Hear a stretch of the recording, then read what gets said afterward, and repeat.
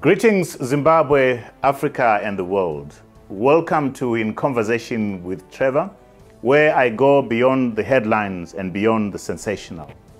Today, I'm in conversation with Senator David Coltart, who is the Treasurer General of Zimbabwe's Movement for Democratic Change.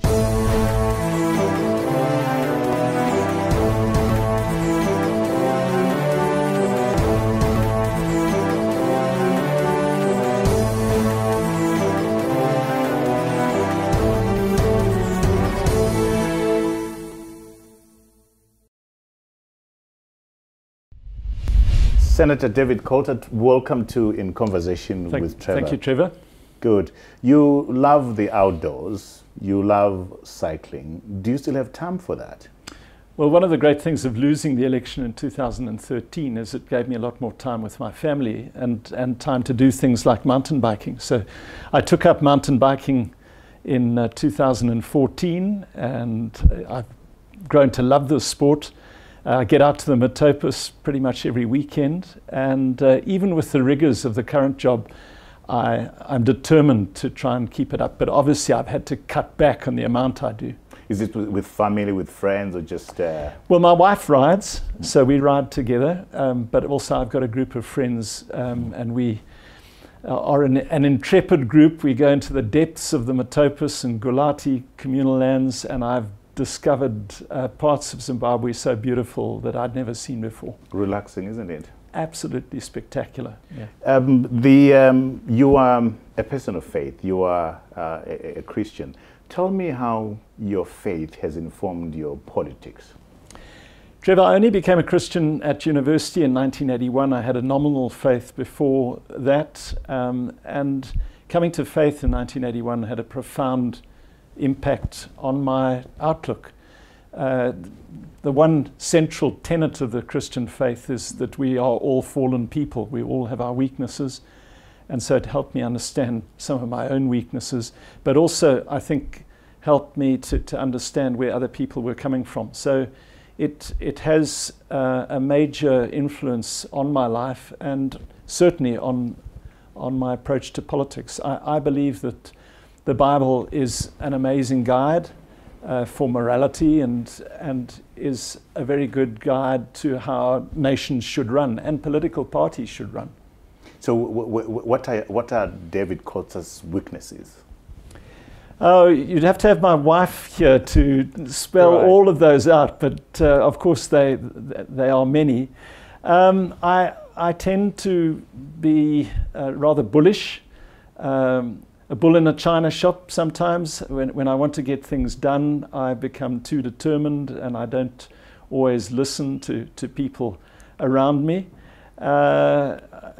Is that a strength or a weakness? One thing I say about everyone's character is that often you find we two sides of the same coin, that a person's character strength is matched by a weakness. Yeah. So it can be a strength, but it can also be a weakness.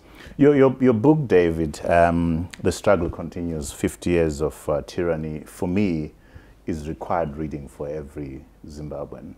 It tells the journey of tyranny in Rhodesia. It tells the journey of tyranny in Zimbabwe. It also exposes violence in ZANU PF and violence in MDC. First of all, how have the sales been like of the book? The sales. The sales have been amazing. My publisher said that if we sold 2,000 copies, they would be very happy. Right. That same publisher achieved sales of 10,000 books that they did for Ramaphosa. My book is sitting around about 7,000, which is a drop in the ocean if you're talking about book sales in America or Europe. But in a Southern African context, the publishers were very pleased. And it has been on bestseller lists on CNA and exclusive books. So I'm delighted with the sales. And it gives us a picture of, talk to me about where you sit now, looking at the politics of the violence in ZANU PF, the violence in MDC. With that experience of research that you did and what you're seeing right now, What's your takeaway? What are the lessons in terms of how the society moves Well, forward? it's much deeper than obviously ZANU PF and MDC. The reason the book is subtitled 50 Years of Tyranny is because, sadly, our country has seen decades of violence that go right the way back to the 1960s. And the RF and ZANU PF were both guilty for the war and for the violence that afflicted our country in the 1970s. And tragically, that has left a very bitter legacy, which has continued in the 1980s and 1990s. And even the MDC, which has committed itself to being a non-violent democratic party, has caught a cold by sitting too close on occasions to ZANU PF, which I believe is a fundamentally violent party. So you have been accused of having been a police officer or of an informer. You deal with that in the book. And I want us to use this opportunity to address that issue right now. What's your position regarding that allegation? So it's not an allegation, it's truth. I wasn't an informer. I was a regular member of the, as it was then called, the British South Africa Police. All white young men were conscripted, and I was no different. As a 17-year-old, I went in as a 17-year-old. Only for a few weeks I turned 18. And at the time, my parents tried to persuade me not to, but I was part of my peer group, and for the peer group that was the right thing to do. It's something that I look back on with regret. I wish that I had taken the wise counsel of my parents, but many of us do things that we regret when we're 17 and 18-year-olds. Sure. I learned a lot from it. I think the best thing I can say about it is that I got a profound understanding that war was evil. And that propaganda can be used by old men to subvert young men for their own goals. And so it has left me with a deep-rooted commitment to nonviolence. And I believe in Zimbabwe that we simply have to draw a line in the sand on violence and move this country on. The one thing that I found touched me a lot in the book is you relating the story of your family having to be moved from one place to the other, running away from escaping ZANU PF operatives, CIO attacks and that kind of stuff. Given where we are right now, you continuing to be in politics, has the situation changed at all? Well, personally, yes. You know, my interaction, let me put it that way, with ZANU PF goes back a long way. I was first threatened with arrest way back in 1989, soon after the Unity Accord. When there wasn't an MDC, I was representing ex-Zebra dissidents at the time. Right. But of course, in the early 2000s, and right the way up to 2012, I suffered 4 assassination attempts, 2 of which included my family. And those were shocking and terrible things to go through. I think with the loss of office and the loss of the election in 2013, perhaps it was felt I didn't constitute the same threat. And so that threat level has lessened. However, with my new office, we have heightened our security. We've seen recently that the attempt last week, for example, the abduction at the ZCC event, has been a warning to all of us that sadly perhaps that could happen again. But have you been personally threatened? I have not personally been threatened. I haven't had any threats since the last attempt in my life in 2012, when I was actually a minister. I wouldn't. It wouldn't be right for me to depart from the personal story without saying you must be proud of what Doug Coltart is doing, following after Dad's tracks and doing amazing work. I'm immensely proud of Doug. I'm very grateful for Doug, but for my entire family. We are blessed in a unique way in that at present all 4 of our children are committed to Zimbabwe, and We have 3 of our children in Zimbabwe, with our second son coming back to Zimbabwe next year. They, like me, have a deep-rooted passion for the country. They have a deep-rooted faith in the future of this country. And I often say that, unfortunately, my generation, because of the war, because of white supremacy, because of discrimination and all the hurt that was brought about by my generation, there's a limit to what my generation can do. And I say to my children, it's your generation, actually, that I think is going to deliver the Zimbabwe that we all crave for. Fascinated, David, by how, first of all, congratulations on the MDC Congress. I think it went well. Did it go well according to your expectations? I was amazed, Trevor. You know, I've been out of the mainstream MDC for quite some time, going back to 2005, of course. And so I didn't understand how deep-rooted the mainstream MDC was. And the Congress at Gweru was heartwarming. We had 4,500 delegates, and these were poor people generally.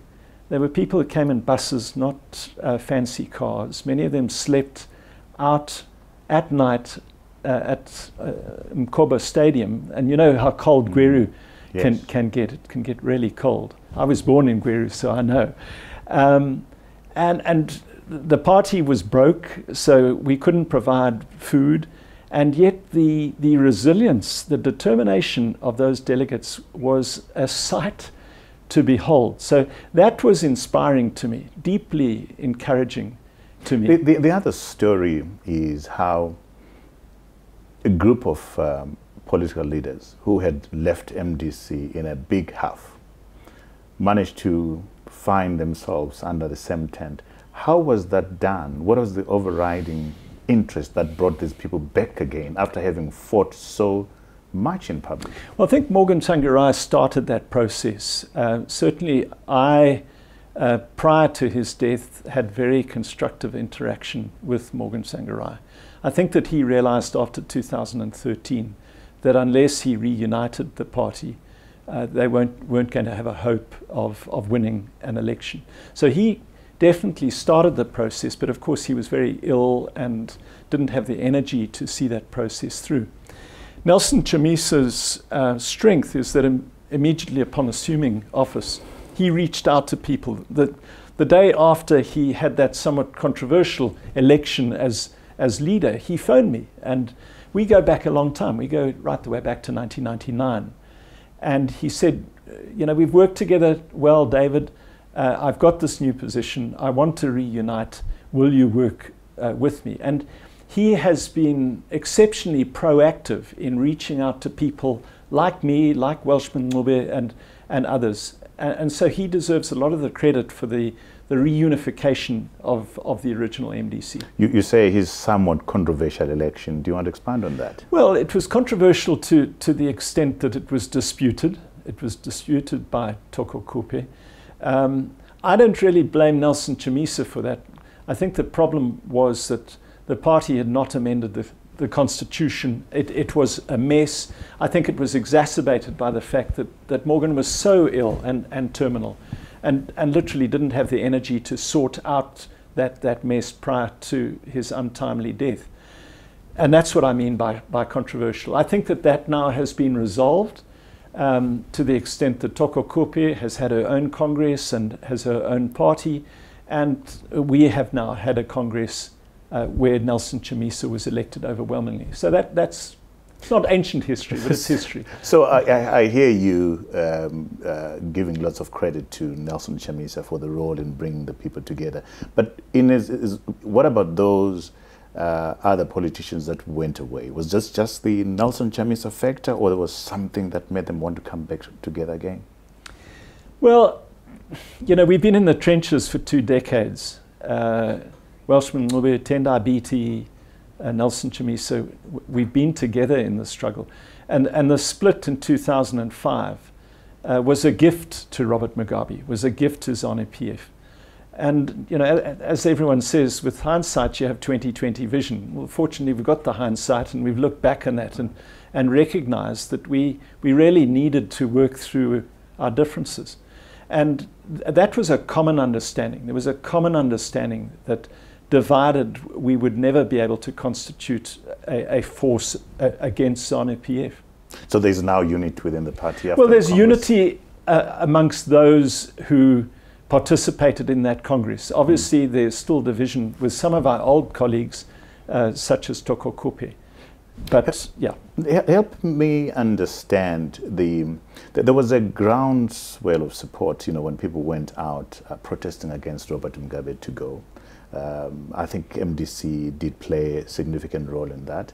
And one got the sense also that there was an expectation that something would come out of that would allow some form of GNU and so forth. Where did things change to get us to this place where we are, where there's polarization, where there's so much toxicity in the air? I was not obviously privy to the discussions between Emmerson Mnangagwa and Morgan Tsvangirai immediately after the coup. What I'm told, and it's hearsay, so you have to treat it with caution, sure, is that Morgan felt that he had an understanding with Emmerson Mnangagwa that there would be some, if not a GNU, some understanding that there would be a progression towards constitutionalism, respecting the rule of law.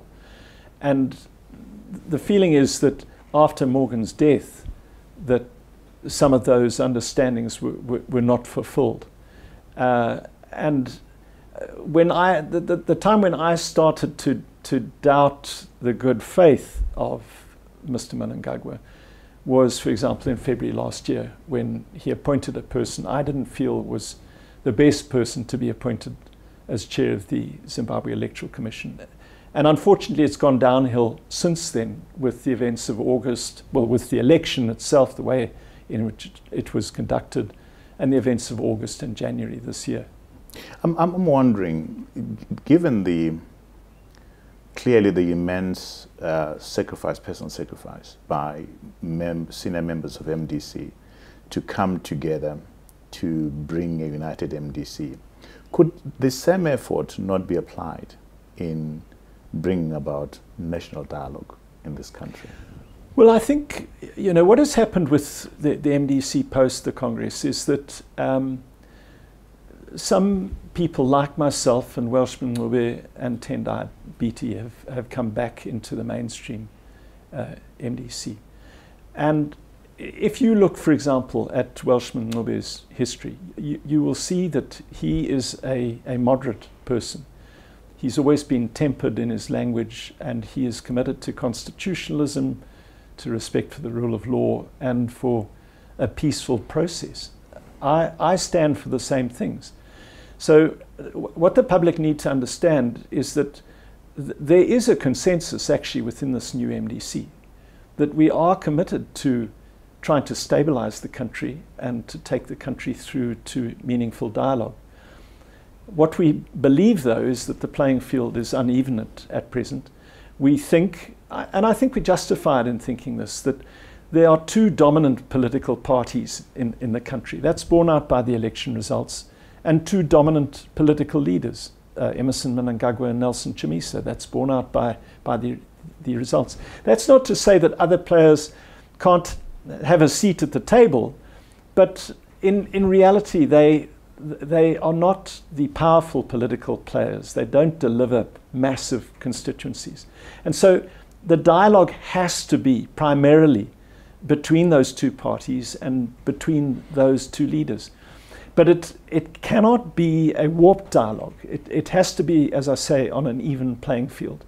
And both of the protagonists, I think, need a neutral interlocutor who can ensure that there's fair play, a neutral referee or umpire, so to speak. So you do believe there is scope for dialogue? There has to be scope, Trevor. When we look at the chaos our country is facing, and more than that, the suffering of people. Your driver, when I came here today, was telling me, it's costing him $16 for a loaf of bread if he can find it. And he was saying, as a driver, he's really battling just to get bread. And that is the plight of people right across our country. And so when poor people are battling to find bread, there is an obligation on political leaders to put aside their personal preferences and ambitions and work in the best interests of the nation. So you speak of an interlocutor, level playing field. And I can sense from what you're saying, David, that you truly believe that dialogue should happen, that it's important. Why can't we, what will it take for us to get to that space? I think first of all, it takes genuineness. Leaders, if leaders are engaged in smoke and mirror games and are not genuinely interested in stabilizing the country and respecting the Constitution, it's very difficult for dialogue to take place. I think secondly, everyone has to be committed to constitutionalism, to respecting the Constitution and to implementing the Constitution in letter and spirit. And of course we could spend this entire interview discussing what that means. But those two issues are fundamental. Then there has to be respect. There has to be mutual respect. You know, one of the things that's bogging the prospect of dialogue down is the issue of legitimacy. And Nelson Chamisa and the rest of us contest that election result, and indeed even after the Constitutional Court has made a ruling. As a lawyer, I had major problems regarding the process employed by the Constitutional Court, and obviously I'm biased. But neutral lawyers would say the same thing. How would we deal with, I'm trying to pursue the issue of dialogue. How do we deal with the issue of legitimacy so that it isn't the stumbling block that it appears to be towards dialogue? So I think that both leaders have to park that issue. In other words, Emmerson Mnangagwa mustn't be insisting that he be recognized.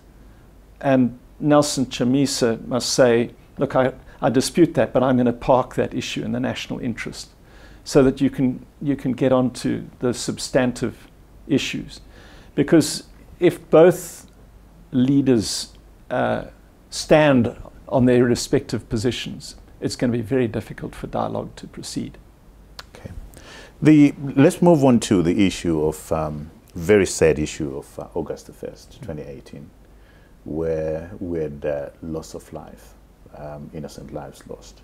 What was your understanding of what happened, what should not have happened around those said events? Well, I think it goes back to this deep-rooted problem in our nation, which goes way beyond Emmerson Mnangagwa, Constantino Chiwenga, and all the other major actors in that decision. Unfortunately, violence has become our default. On both sides, David? Well, I think that that's a false equivalence. Okay. I think if, for example, if you read the recent book published by Stuart Doran, Kingdom, Power and Glory, which looks at the dispute between ZAPU and ZANU PF, which started in the 1960s, continued in the 1970s and the 1980s, you can see that violence is a part of the ZANU PF culture. Violence was employed against ZAPU in the 1983s. If you look at the Hansard debates, for example, in January 1983, you can see that some of the statements made by ZANU PF leaders then against the likes of Edward Ndlovu and Sidney Malunga is very similar to some of the statements that we see being made by ZANU now. So I think it's a false equivalence to say that ZANU PF and the MDC are equally violent. As you know, in my book, I write about it in 2005. One of the primary reasons why I couldn't stay within the MDC was because I could see that there was a danger that people were flirting with a violent route. And I didn't want to have anything to do with that. In fact, the reason I've come back in is on the back of undertakings given to me by Nelson Chamisa, that he is committed to non-violence. And even with things, here we are in August, and as we know, there are marches that are planned. What we've said, what I have said within the narrow confines of the MDC, is that we need to be disciplined. We need to ensure that whatever we do uses non-violent methods, so that we express ourselves, express our constitutional rights, but don't allow violence to become a factor. And I want to go back to your book and what you say about what tyranny in Rhodesia, tyranny in so many years of ZANU PF rule, what that has done to our national psyche as a people, where our language is a language of insults, where the way we deal with each other is disrespect, where violence is everywhere. I hear you saying it's a false equivalence, but is there not something wrong with us as a people, David? Well, that's the tragedy of war. You just have to look at the aftermath of the Vietnam War in America and the amount of money that America spends on its war vets because of post-traumatic stress syndrome. And I want to relate a story to you. When I was Minister of Education, I looked at how much money we were spending on different sectors regarding supplementary school fees. And I looked at the amount that we were paying towards war veterans. And I put forward a proposal to cut that back a bit so that we could fund some kids who weren't in school at all. And Joseph Chinatimba got wind of this, and they wanted to have a demonstration against me. They threatened a demonstration. And so I said, I want to meet with the war veterans and Joseph Chinatimba. And so Arthur Mutambaro, who was Deputy Prime Minister then, organized this meeting. He facilitated it. And it was a fascinating meeting. I write about it in my book. But the first 15 minutes comprised of Joseph Chinatimba haranguing me, recounting my past. Typical Joseph Chinatimba. As a Rhodesian Selous scout, which I never was. And I eventually had to say, Mr. Chinatimba, I'm Minister of Education now, and I've got a relationship with Robert Mugabe.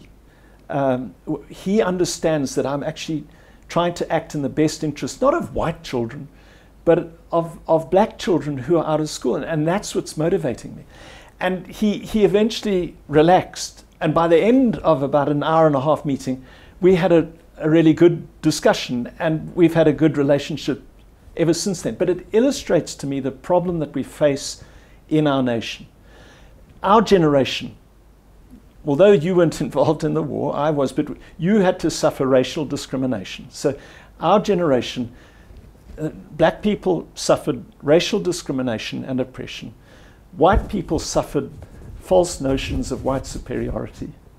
And all of us had to suffer a war, which has affected our national psyche. It has given us a national dose of post-traumatic stress syndrome. How do we deal with that, David? How do we get to normalcy? Because we are not a normal society. Well, as you know, with any illness, the first step you have to take with an illness is recognizing it and not denying it.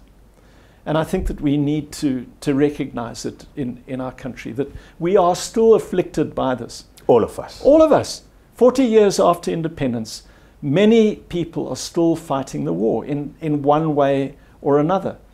And we need to start recognizing it and recognize that it has resulted in some of the crazy policies we've seen in the last 20 years. And crazy behavior, David. Moving on to the January protests. I was shocked by two things. The level of violence from the military side, the loss of innocent lives. I was equally shocked by the violence from the protesters, the damage to private property, looting and that kind of stuff. And I stopped and said, who are we? What have we become? Well, that's a very important point. And, using this opportunity, coming back to the issue of dialogue. What ZANU PF and Emmerson Mnangagwa need to understand is that they've got a unique opportunity with the current MDC leadership, because actually we are the moderates. the sentiment out in the streets is a very angry sentiment. What we are trying to do is to say, let's stabilize the country, let's take us back to constitutionalism. The danger is that if that voice is ignored, that this very angry sentiment that we saw in January bubble up to the surface gets out of hand. Zimbabwe is rather like the bush in October. The bush is dry. It's like a tinderbox. And you might want to burn a firebreak using matches. And there's a strong wind that can take hundreds of thousands of hectares and burn them. And that's the danger that we are in our country at present. When you go into the high-density suburbs, as I'm sure you do, and you speak to people, many people at the end of their tether. They don't know how they're going to survive until next week. And it takes responsible leadership right across the political divide to recognize that and to start genuine dialogue. Do you think you have partners for dialogue within ZANU PF? Are there moderates like you who are prepared to countenance what you're saying? Well, I have friends in, I'm not going to name them and compromise them, but yes, I've got people who I interact with. What we need, I think, in many ways, this situation is analogous to South Africa in the early 1990s. Not that I'm not equating ZANU rule to apartheid, but I'm just saying that you've got two dominant political leaders, two dominant parties, and you've got two leaders that are finding it very difficult to interact with each other. And we need a Rolf Meyer and a Cyril Ramaphosa, someone one tier down, who are committed to constitutionalism, committed to respecting the rule of law, committed patriots, people who are passionate about the country, who can start that dialogue. And it may not just be two people, but to work out where the areas of common ground and how can we take the nation forward and avoid a conflagration. I like the way you describe what our society is like in terms of what it to be easy like to with a matchstick to be irresponsible. In this kind of environment, how responsible is it to be calling out for street marches and protests and that kind of stuff, rather than pursuing as much as possible the issue of dialogue? What you need to understand, and by you, Trevor, I'm going beyond to your audience, is, and you've seen it in social media in the last couple of months, Nelson Chamisa has been attacked. I have been attacked for being too moderate. There is a groundswell of political opinion coming up saying this is intolerable. We can't survive like this. And that same opinion is deeply skeptical of what ZANU PF is doing. And ZANU needs to understand that when we call for things like this, and we've been very deliberate in this call. We've said it is a march. It's not going to the streets. It's on one day. We've indicated the route that we want to take. We're encouraging leaders to be there so that we want discipline. We want to cut down the prospect of agents provocateurs to come in. How confident are you that it's going to go according to plan? Well, I'm absolutely confident if the MDC is allowed to conduct a peaceful march. We've demonstrated before. In the run-up to the elections, there were thousands of people in the streets. You referred to November 2017. Zimbabweans naturally are peace-loving. The vast majority of Zimbabweans are peace-loving. And so I'm confident that if there are no agents provocateurs, if the state authorities allow the march to take place along the route designated, that there won't be violence. But the danger is that you have agents provocateurs coming from who knows where, but that can light that match. Sure, but you also have the job seekers who has pronounced a number of times that his mandate, his mission is to get rid of Emmerson Mnangagwa even before 2023. I mean, those are worrying sentiments from somebody who's high up in the MDC leadership, honestly. So first of all, he didn't say he wants to get rid of Emmerson Mnangagwa. the word he used was overthrow. And even if you look at the criminal code, you'll see that the crime is to overthrow unconstitutionally. One can be overthrown through constitutional means. In fact, ironically, that's what Mr. Mnangagwa would say about Robert Mugabe. They would say that that was a perfectly constitutional end to his rule. Pressure was put on him and he resigned his position. That is an overthrow, but it's an overthrow through constitutional means. But let me get to the nub of your point about Job Sekala. I have no doubt that Job Sekala, when he talks about this, he talks about using constitutional, non-violent means. But that doesn't come across, David. It doesn't come across, but it does come across if you look in the wider context and you understand Sekala over the last 20 years, as I do. I've been in Parliament with him. But one needs to look beyond that. One needs to recognize that in some respects, Job Sekala is a lightning rod. He is reflecting a sentiment that is held at grassroots level. There are many people, not you and I. We have incomes and savings, and we're not affected by this, and we can drive around if we don't get bread at one shop.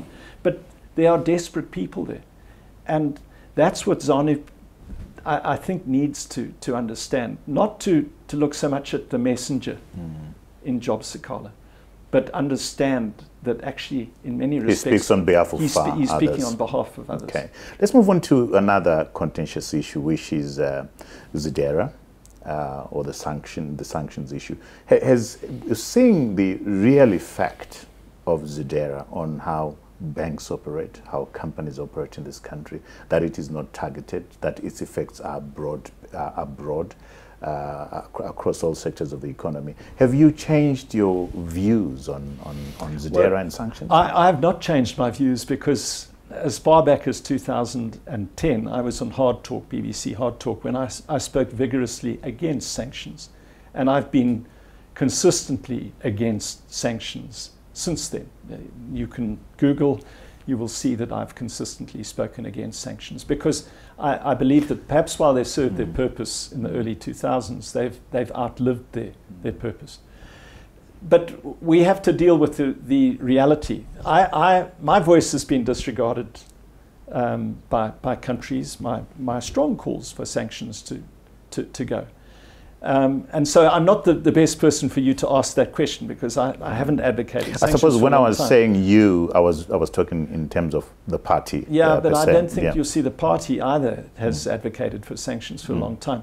But the critical thing, if you look at ZARA, is not so much to look at the sanctions, but to look at what measures need to be taken to remove those sanctions.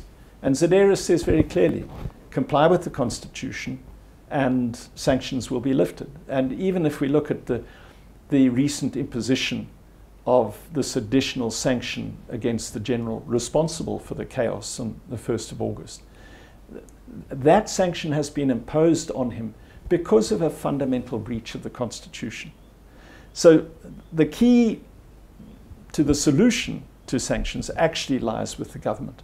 If they implement the Constitution, I believe that sanctions would go in short order. But you don't support the sanctions per se? I don't support the sanctions because I think they've outlived their usefulness, and I think in many respects they are used as an excuse by ZANU PF.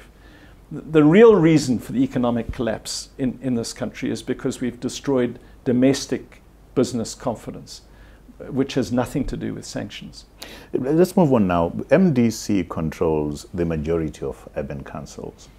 Is it a fair thing to say, shouldn't MDC be doing lots to ensure that they can impress on the electorate by ensuring that those local government authorities are properly run, properly governed, to prove to the electorate that we can do this job? Shouldn't that be happening? Is there something that we're missing? Well, I think that's fair comment. And in my run-up to my own personal election in the MDC, one of my mantras was that we cannot say to the electorate that we're capable of governing the country if we can't govern the party well and the institutions that the party controls. And there's no doubt in my mind that the MDC has not run the city councils as well as it could have.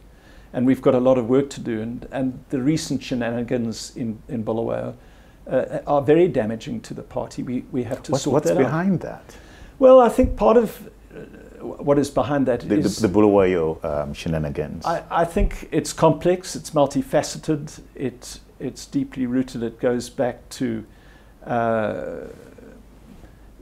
corruption that is brought about by the wider corruption in our society. There's an element of tribalism in there, and inevitably there's an element of personality.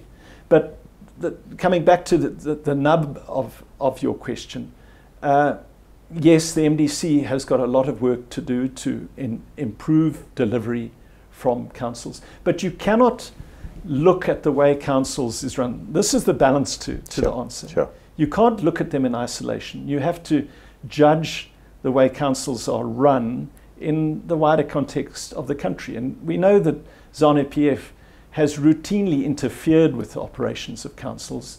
In the run-up to some elections, you've had ministers of local government waiving rates, which has seriously undermined the balance sheet of city councils. So yes, the MDC is responsible, but it's not solely responsible. Government also bears the blame for why our councils have not run as well as they should have.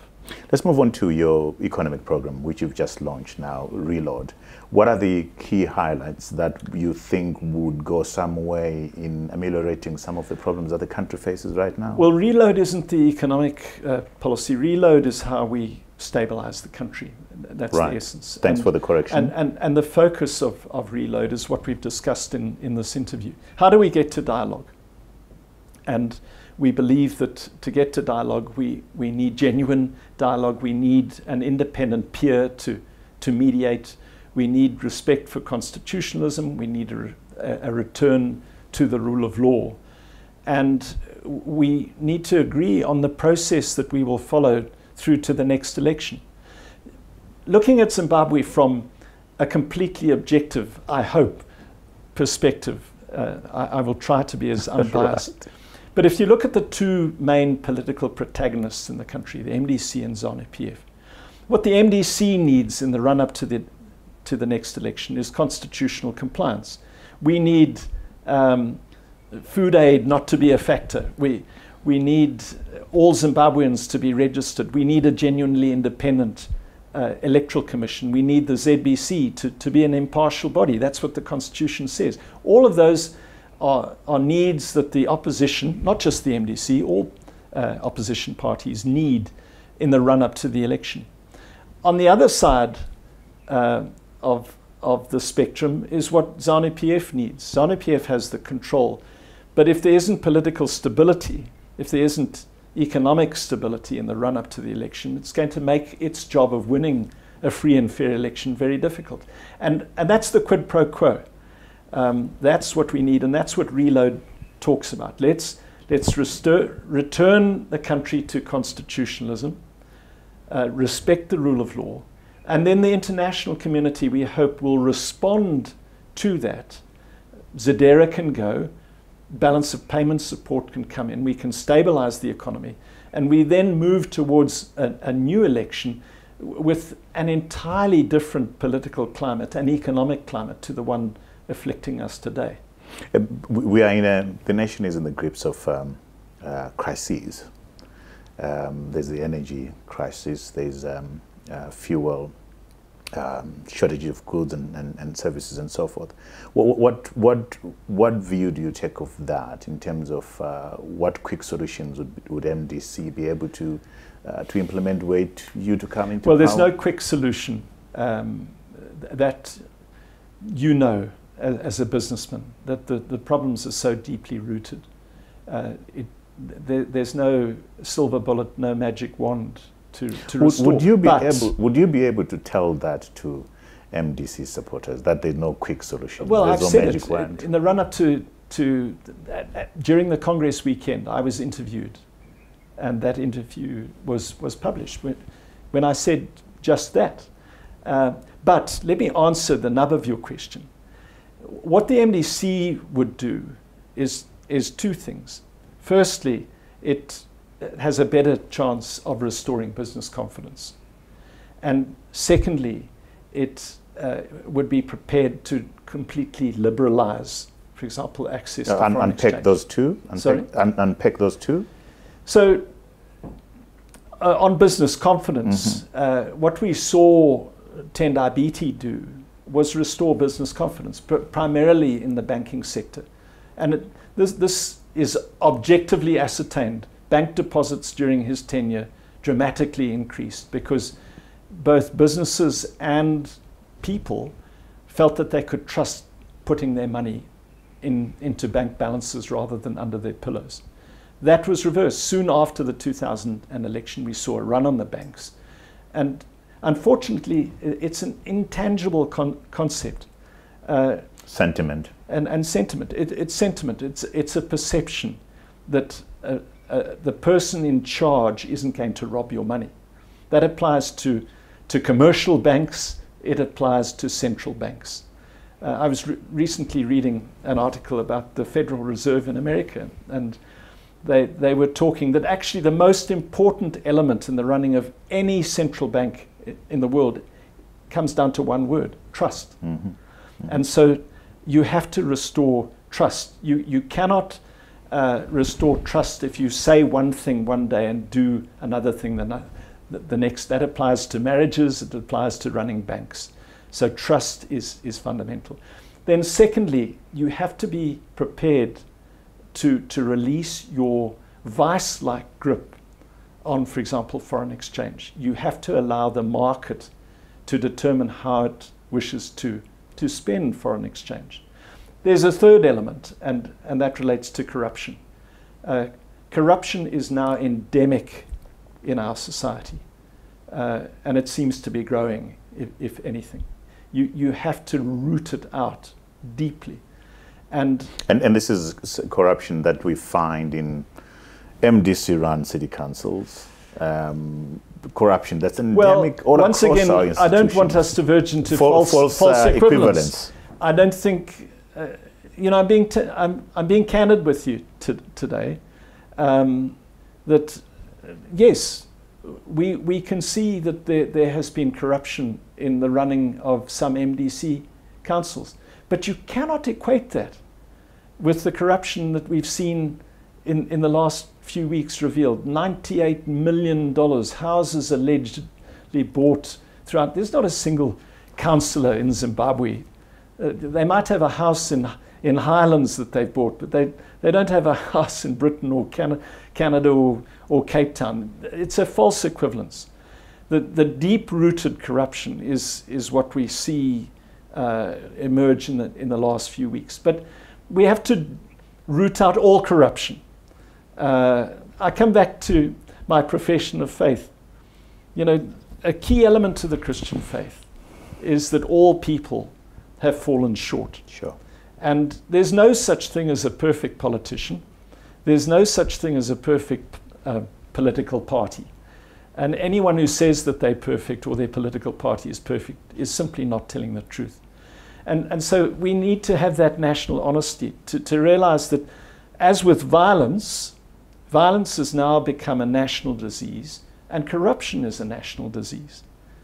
Those two diseases are affecting our country, and everyone has to work to eradicate them. Let's move on to the state of MDC finances. Did you receive your check from Parliament? Did ZANU PF receive their check? Are you broke? Not at the time of this interview. I'm hoping perhaps at the end of this interview that we might have some good news. No, sadly the news is not good.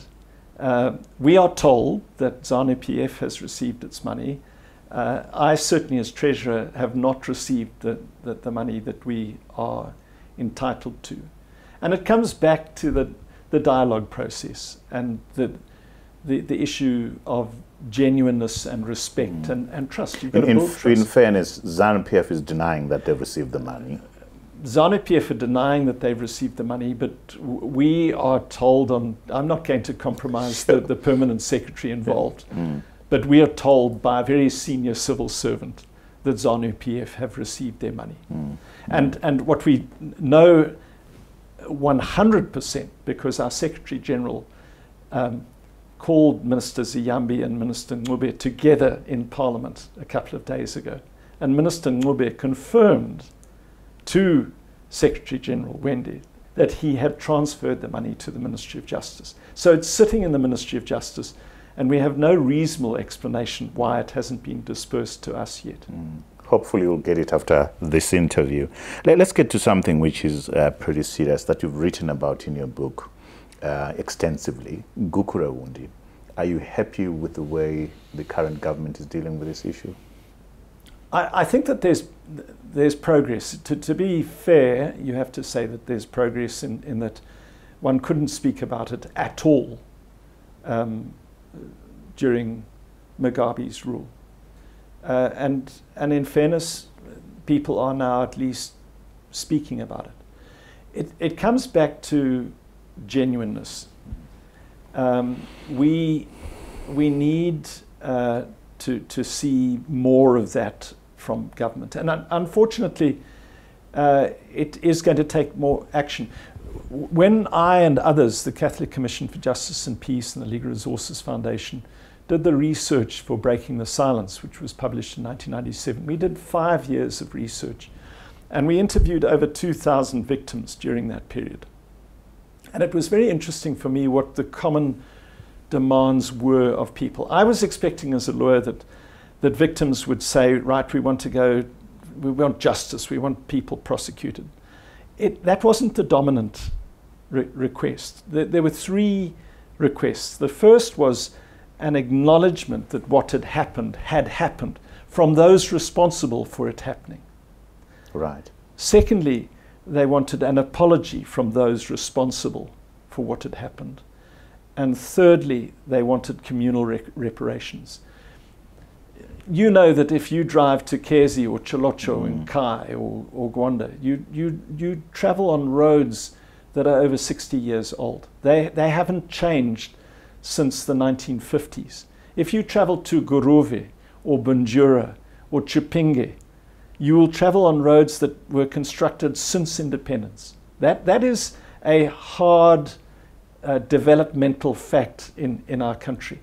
And the roads are really just the tip of the iceberg. If you go to clinics and schools, you will see, and I know this with some authority on schools, there are less schools that teach A-level chemistry and biology in the southwest of the country than there are elsewhere in the country. And during the first 10 years, during Gukurawundi, there was underdevelopment of those regions. And that's what people called for. They want affirmative action.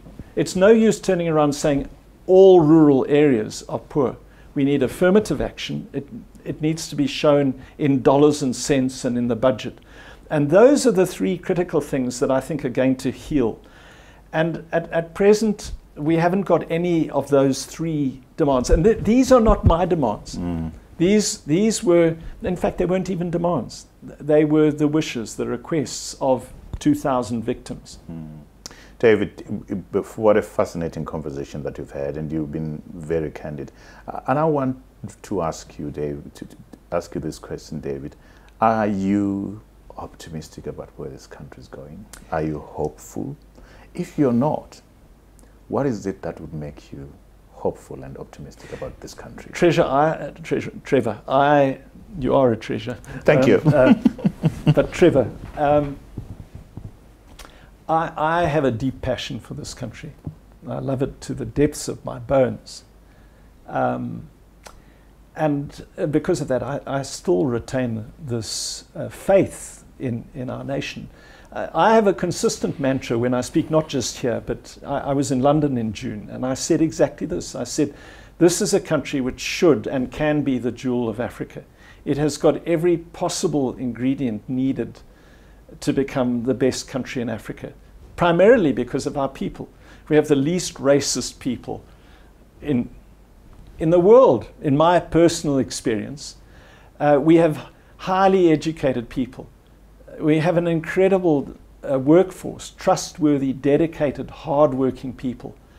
And on top of that, we have this beautiful country, this amazing climate, amazing soils, amazing rains, this diverse resource base, this tourist base, our position in Central Africa, our infrastructure. We've got everything, but we're missing one ingredient, and it's democracy, constitutionalism.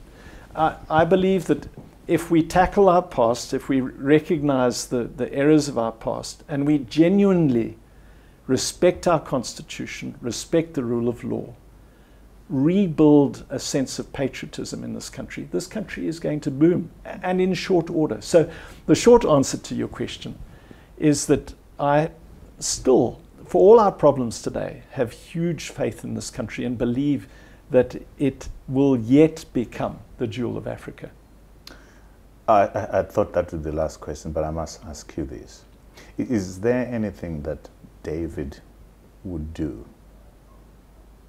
to move the dialogue process beyond where it is right now?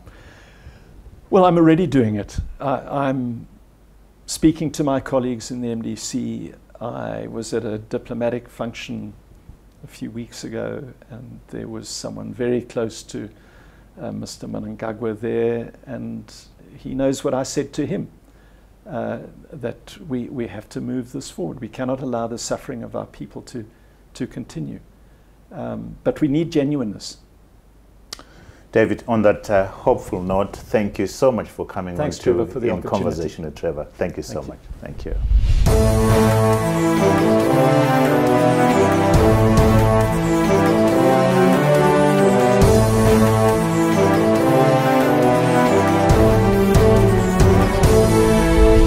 Thanks for watching.